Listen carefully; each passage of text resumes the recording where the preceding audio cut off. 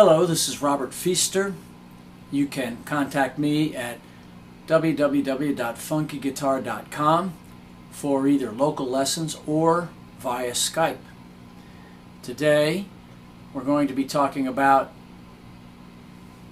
playing rhythm, muting the strings, and using a song as an example. Have You Ever Seen the Rain by Creedence Clearwater Revival. Now, muting is a very, very important technique, and you're going to use it as a backbeat, like 2 and 4, which is your snare drum. You listen to any rock and roll drum beat, and the 2 and the 4 is almost always the snare drum. Boom, pa, boom, pa, boom, pa, boom, pa. So we're going to use the muting of the strings to represent 2 and 4. With chords like C, G, and F, you only need to lean the chord over. You keep strumming with your right hand.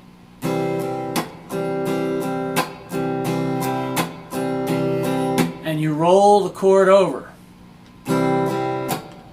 My fingertips are still on the same strings and frets to where I make the chord, but I cease to press down.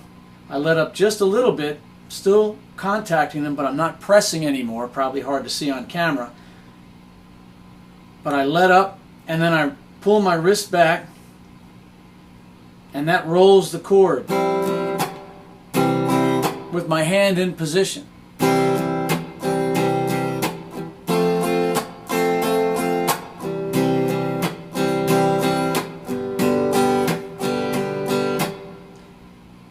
If it's going to be a D, A, or an E type chord, you're going to have open strings on this side of the chord.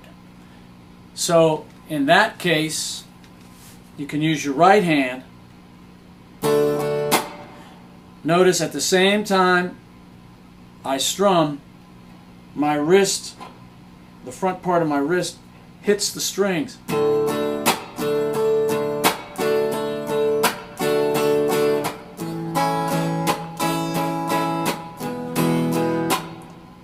And the reason you do that is because, as I said, you have strings on this side of your left hand finger. So if I just roll the D, and I'm careful, if I don't happen to hit this D string, that's going to work. But do you hear that D string ringing?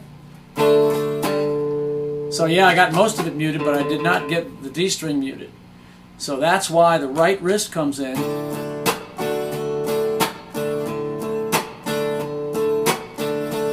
I can do that all day. It's like you're your own little band, and people will tap their foot, or if you're lucky, they'll even dance to it.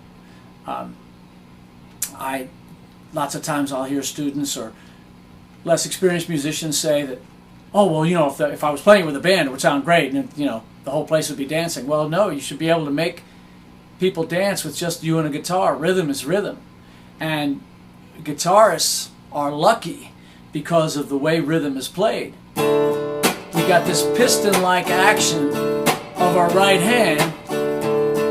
A piano player, they have to feel time differently. They don't get to use as big muscles. I mean, some piano pieces are very percussive, like a drum, and that's very drum-like. But most of the things that piano players play aren't like that at all, and they're relying on smaller muscles to feel the time. But we got this nice wrist action, maybe a couple % worth in your right arm, but it's mostly the wrist. But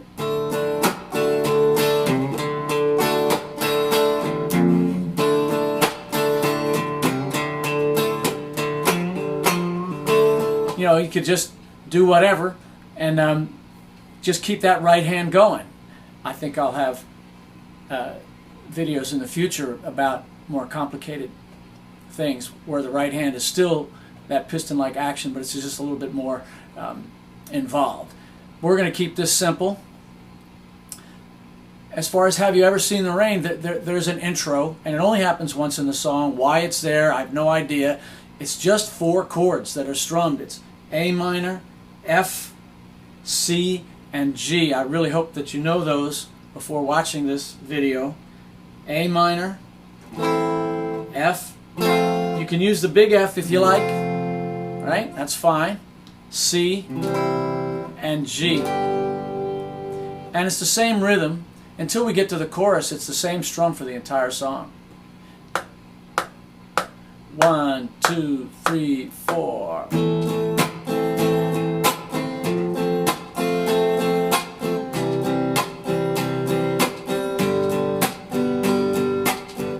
That's the intro. I'll do it slowly. 1 and 2 and 3 and 4 and.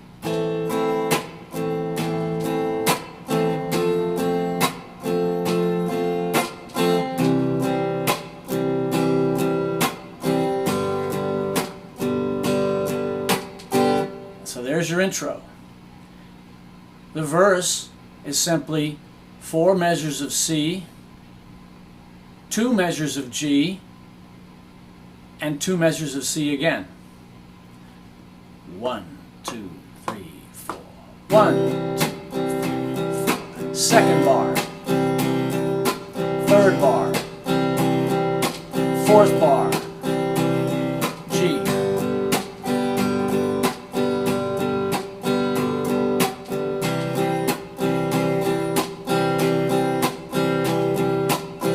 That's half of the verse. The whole thing happens again. Happens 2 times. So, with the melody, probably an octave lower because very few people can sing like John Fogerty. 1, 2, 3, 4.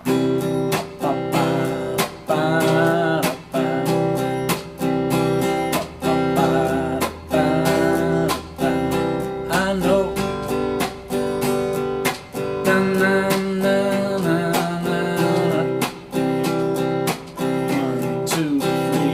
Again, bang, etc. Do the whole thing again, and that leads us to the chorus part. Now we will have some bass notes in this part. The F and the G, where he says, "I want to know, I want to know, have you?" That's the same. The next, we have 4 chords with a bass note, no mutes for this 2-bar section. It's a C chord, then a G with a B in the bass. It's like your 4-finger G, but only the middle 4 strings. And I think it's best to use 2 and 4 because it drops right in. If you want to use 1 and 3, that's fine, but that's okay, but that's more of a move. I think you'll be happier if you use 2 and 4. A minor, and A minor with a G in the bass. So you play the bass note first.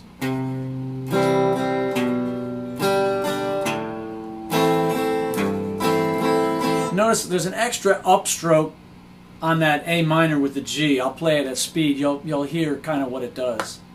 1 and 2 and 3 and 4 and ever C. All right, so that extra upstroke there gives a little bit of a. It's distinctive. It's catchy. So that line happens twice. And the last line is just F, G, and C. F for a bar, G for a bar, and C for 2 bars. So here's the whole chorus.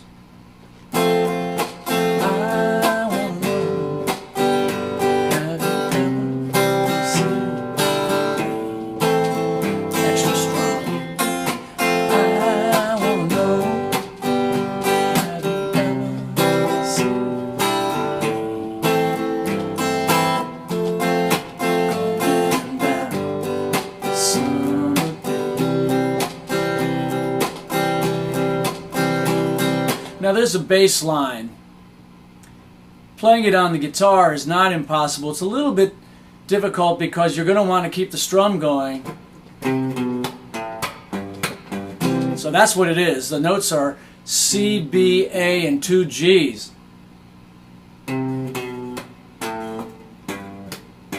But you have to strum it because you must keep the groove going. And if you change, if you decide to play them all downstrokes because that's what you're comfortable doing, every time you play a note, you kind of have to guess at what the time is, because literally you have to feel every single one of them. If you do it within the context of a strum,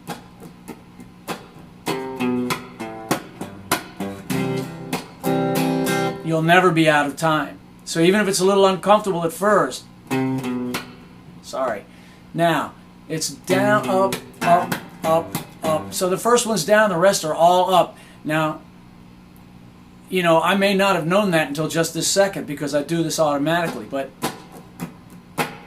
so the last line is coming down someday.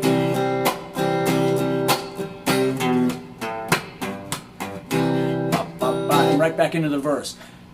If you're playing with a bass player, don't play that line. And if you're uncomfortable playing it in time, don't bother playing it. Somebody will hum it. Dum dum dum dum dum dum. So that's all the parts in the song. Now there are 2 choruses at the end, but cleaning that up is easy enough. The point is you want to keep that piston-like action. Here's the intro and 1 verse and a chorus. 1, 2, 3, 4.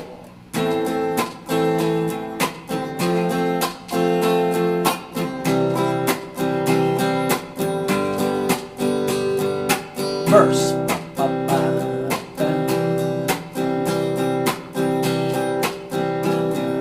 Count your measures. I know.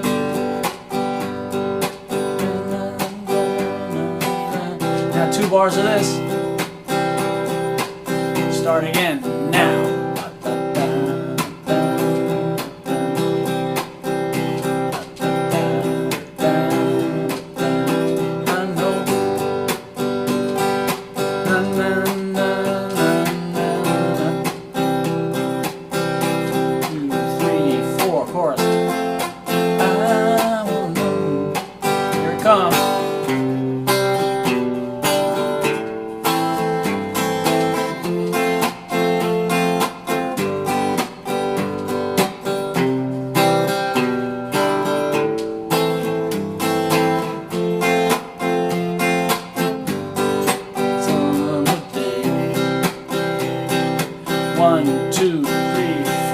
Bang, and then it starts over again.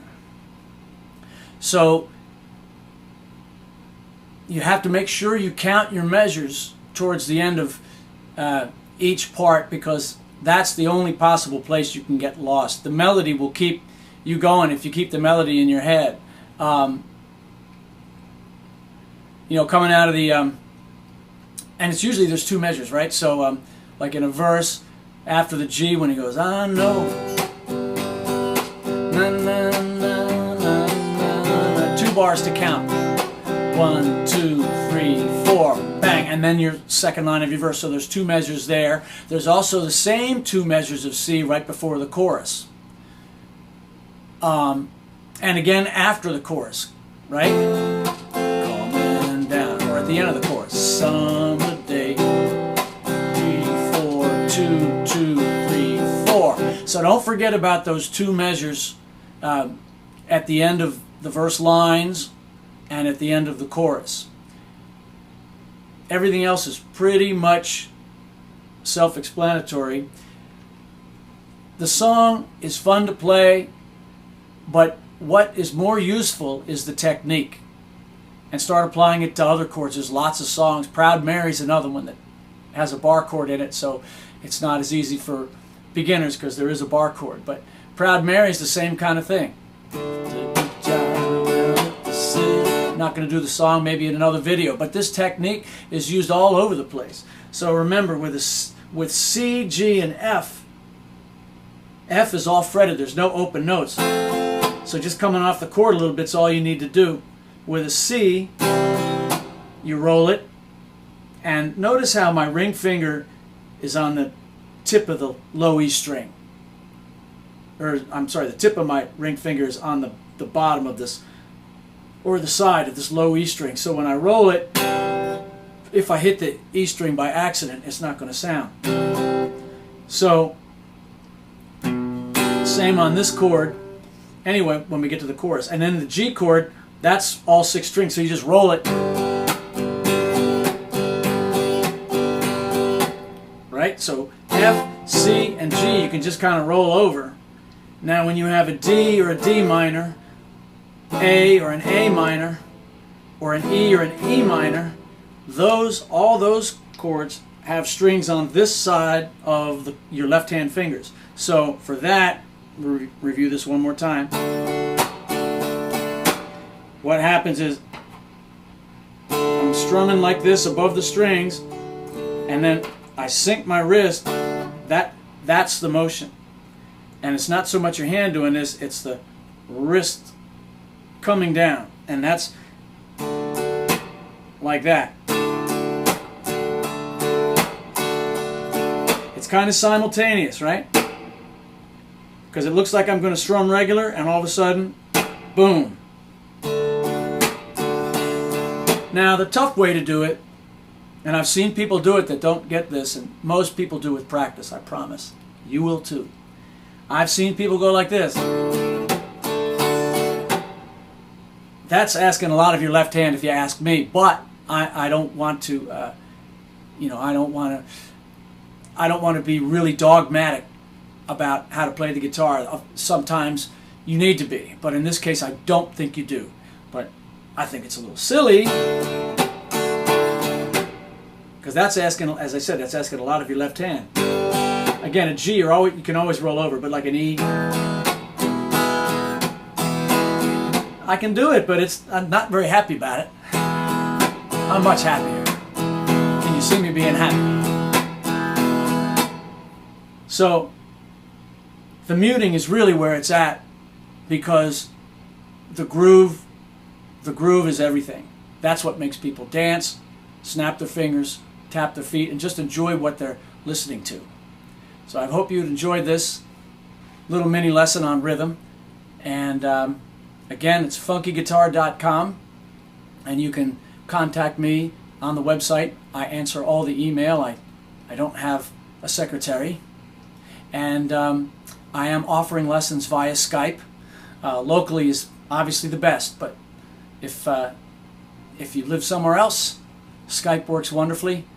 And I'll see you in the next video.